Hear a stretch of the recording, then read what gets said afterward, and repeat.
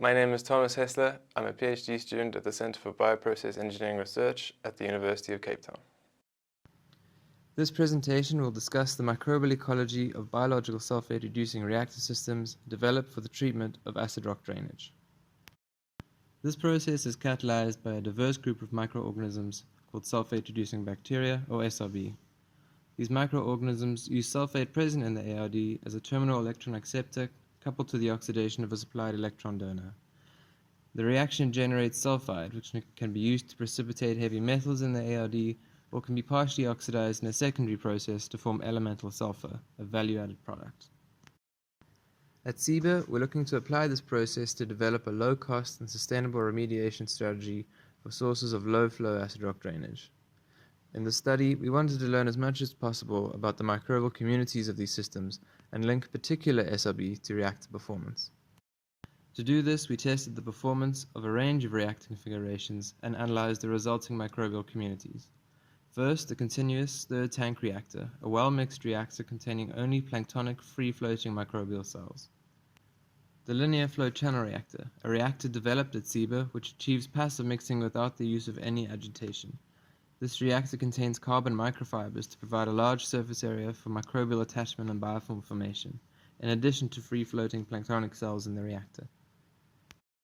And lastly, the upflow packed bed reactors, which are governed by plug flow, which results in the generation of an inverse gradient of products and reactants throughout the column. This reactor contains polyurethane foam to facilitate the formation of a biofilm in addition to free-floating planktonic cells within the reactor. These reactors were operated under the same operating conditions and were simultaneously inoculated with the same sulfate-reducing microbial culture. The reactors were operated continuously, being fed the same synthetic ARD, with either acetate or lactate as the provided electron donor. Once these systems achieved steady-state performance, the microbial communities were analyzed. From these systems, 12 SRB were initially identified. 6 were found within any one of the planktonic microbial communities, and all but one of these were present in one or more of the biofilm communities. Most of these SRB could be implicated in acetate oxidation, whereas a smaller subset were capable of lactate oxidation, nearly all of which were present within a planktonic microbial community. 2 SRB were exclusively found in reactor zones which exhibited higher reaction rates, while 3 SRB were isolated to zones which showed sustained sulfate reduction at very low substrate concentrations. And when these systems were operated at high dilution rates, only 2 SRB were capable of sustaining high enough growth rates to prevent cell washout.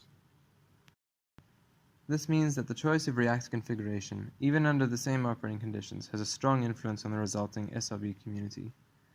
This largely depends on whether the organisms exist as free-floating cells or in bioforms, the substrates which are available and the concentration of these, and the operated hydraulic residence times. With this in mind, we are currently investigating whether these systems can be tailored in how they are designed and operated to select for specific SRB communities with the aim of enhancing the performance and robustness of these systems.